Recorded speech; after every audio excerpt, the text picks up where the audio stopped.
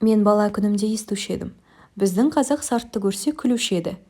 Енең дұрайын, кең қолтық, шүлдіреген тәжік. Арқадан үй төбесіне саламын деп қамыс артқан. Бұтадан қорыққан. Көз көргенде әке үкедесіп шығып кетсе, қызын боқтасқан. Сарт-сұрт деген осы, деп. Ноғайды көрсе, оны да боқтап күлуші еді. Түйеден қорыққан ноғай. Атқа мінсе шаршап, жаяу жүрсе демін алады. Ноғай дегенше, ноқай десеңші. Түкке ыңғайы келмейді. Солдат ноғай, қашқын ноғай, башәлшік ноғай, деп. Орысқа да күлуші еді. Ауылды көрсе шапқан, жаман сасырбас орыс, деп. Орыс ойына келгенін қылады деген. Не айтса, соған нанады. Ұзын құлақты тауып бер депті, деп. Сонда мен ойлаушы едім. Құдай-ай, бізден басқа халықтың бәрі ант ұрған, жаман келеді екен. Ең тәуір халық біз екенбіз, деп. Әлгі айтылмыш сөздерді бір үлкен қызық көріп, қуанып күлуші едім.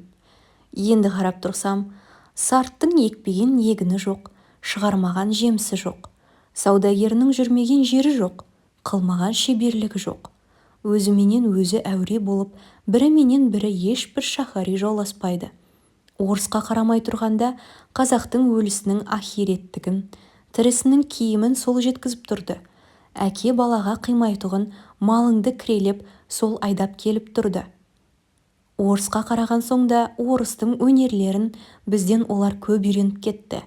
Үлкен байлар да, үлкен молдалар да ептілік, қырмызылық, сыпайылық бәрі соларда. Ноғайға қарасам, солдаттыққа да шыдайды, кедейлікке де шыдайды, қазаға да шыдайды, молда, медресе сақтап, дін күтуге де шыдайды. Еңбек қылып, мал табудың да жөнін солар біледі.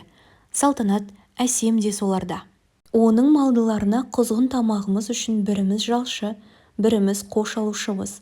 Біздің ең байымызды сәнің шақшы, аяғың білән пшыратырға қойған идан түгіл, шық сасық қазақ, деп үйінен қуып шығарады. Оның бәрі бірін-бірі қуып қор болмай, шаруа қуып, өнер тауып, мал тауып, зор болғандық әсері.